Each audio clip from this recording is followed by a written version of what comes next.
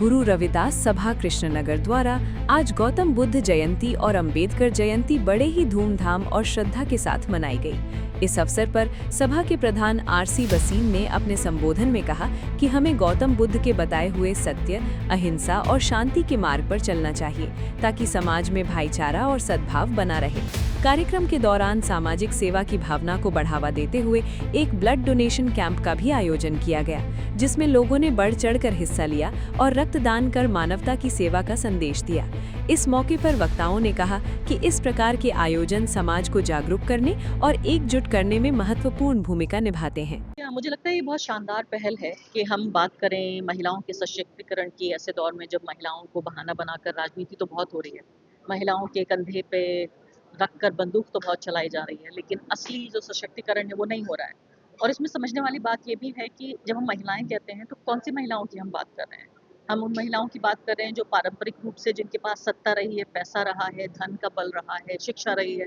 या हम उन महिलाओं की बात कर रहे हैं जो हाशिए पे पड़ी हुई हैं, जिनके साथ हर तरह की हिंसा हुई है, चाहे वो आर्थिक हिंसा हो, चाहे वो शारीरिक हिंसा हो,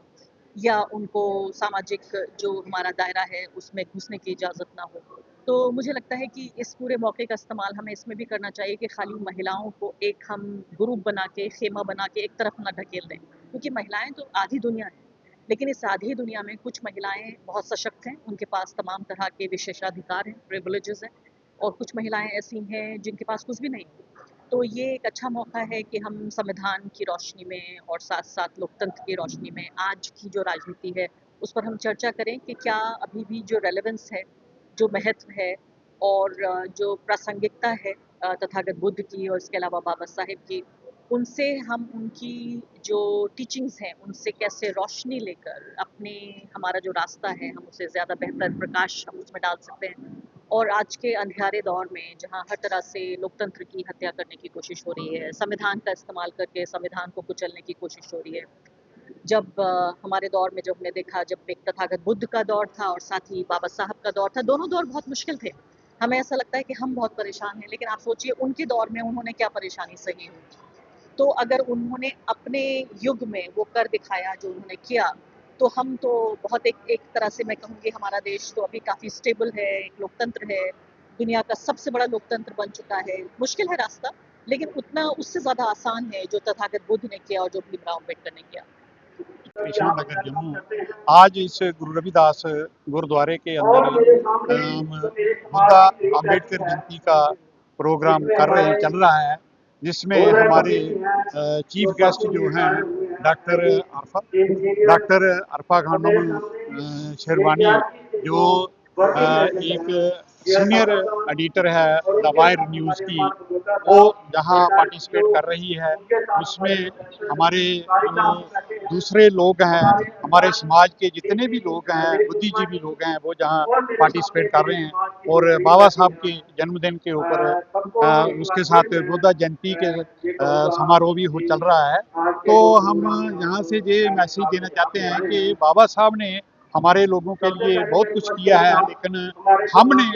जो हमारा समाज है, जो सो कॉल्ड के हम बहुत ही अम्बेडकरवादी हैं, लेकिन हमने बाबा साहब की जो कहे हुए रास्ते हैं उन पर चल के हमने समाज को कुछ नहीं दिया है। और मेरी यही अपील रहेगी कि समाज को एकजुट होना चाहिए और एकजुट होकर हम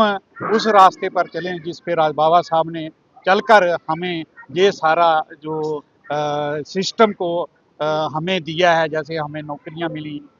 मिल के हमने मकान बनाए, सब कुछ बनाया, गाड़ियां खरीदी, लेकिन बाबा साहब को हम भूल गए। आज मेरी यही अपील रहेगी मेरी सभी SC ST OBC वर्ग से, जो जिसको मानवर कांशीराम 85% 15 और 85% बोलते थे, उन लोगों को यही मेरी अपील है कि हमें एकजुट होकर बाबा साहब के रास्ते पर चलना चाहिए और लोगों को इसका जितना भी मैक्सिमम बेनिफिट में पे बैक टू द सोसाइटी हमें करना चाहिए।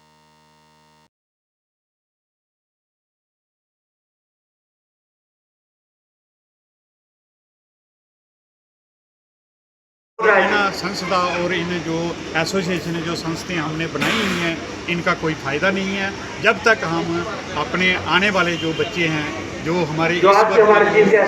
बच्चे पढ़ रहे हैं, उनके लिए हमारे पास कोई भी गवर्नमेंट की नौकरियां ख़त्म हो गई हैं और हमारे पास कोई भी सुविधा नहीं है। और यही मैं कहता हूं कि मैं दोबारा अपने समाज से फिर दोबारा अपील करता हूं